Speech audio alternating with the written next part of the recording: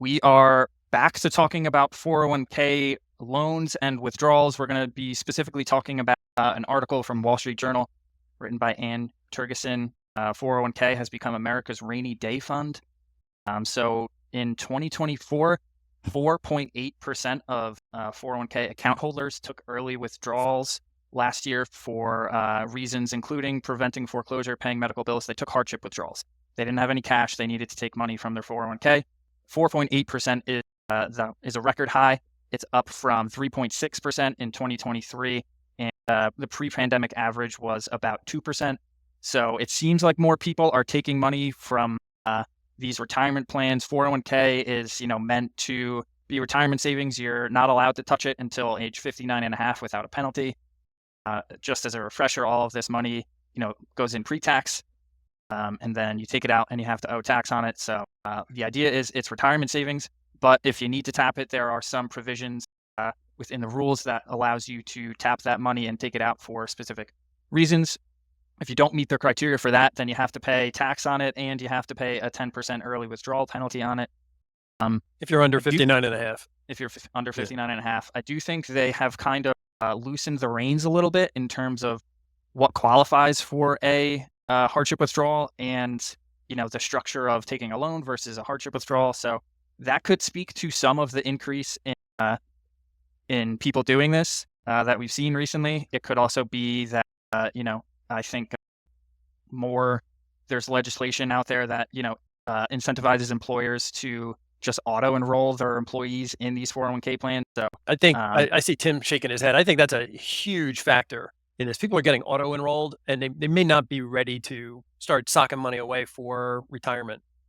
I think that's something we've talked about before, and it's a multifaceted conversation because I think it's a good thing for people to get set up for saving for retirement, but it does have some unintended consequences like what we're seeing. And I was thinking about that when you were kind of leading us in here, saying that citing pre-pandemic numbers and how much it's risen since then.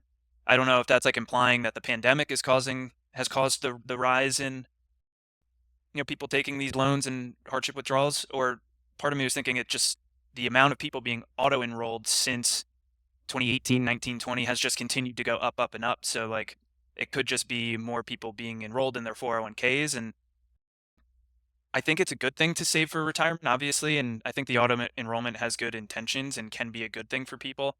But one of the unintended consequences could potentially be less cash flow for people in their paychecks. But again, I think that's also something that the individual is able to control, how much money is going in to the 401ks to begin with.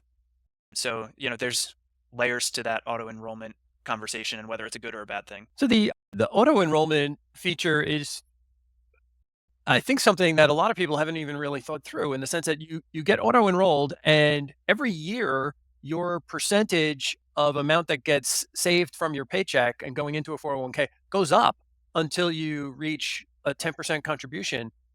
That used to be that you had to opt in to the plan, and you had to opt in to how much you wanted to save, and you had to opt in to where the money was actually going to be invested. All of that has been automated now. So overall, pretty good, but there's going to be situations where it's not right for you. Well, I think just a quick note on the auto-enrollment in you have to make sure you're auto-enrolled. I mean, I guess it depends on individual circumstances, but I think it was a Vanguard study done over the summer that we talked about that was a lot of people, if they do rollover specifically, but it can happen if you're just regularly contributing to 401k, their default investment setting was cash or a stable value fund within the 401k. So, I think just because it's fair to wonder, or I think ask, like, sure, it's bad that people are borrowing from their 401ks, and if they've been automated into it, maybe that could be improved upon in terms of the messaging and how it's communicated. But would the money in the 401k even exist on their balance sheet if it hadn't been defaulted into the 401k? Like, it's less than ideal that they're having to use the money from the 401k itself.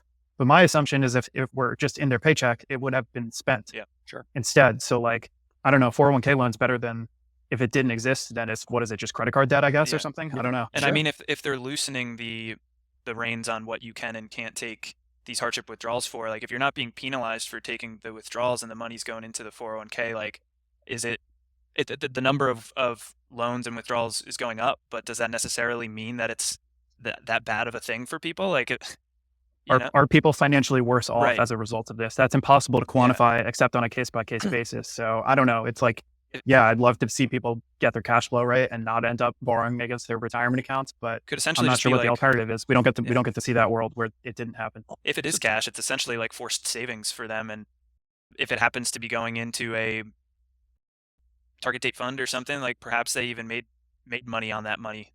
So yeah, it could end up being like not the worst thing in the world, as long as Sure. they're not paying some type of penalty or something to take the money out. I think two things that kind of jumped out at me that a lot of people may not even be aware of is that in 2018, they eliminated the provision in 401k plans that before you apply for a hardship provision, you had to take a loan out.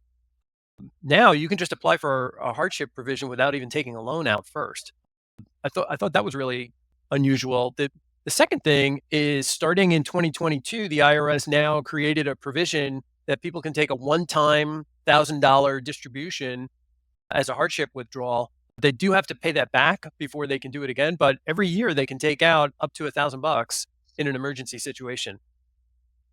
It really is becoming a rainy day fund.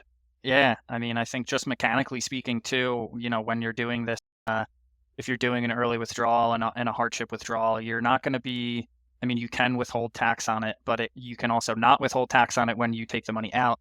And then come tax time the following year, you'll report that as additional income. And then if you need to owe a penalty on that, then at that point in time is when you'll pay, you'll either pay the tax and the penalty or just the penalty. But it's not necessarily an immediate thing once you take the money out. So I feel like these types of things, we always see this with like credit card delinquencies and like car loan delinquencies. And it kind of is like they use it as like a gauge to assess the viability of the consumer.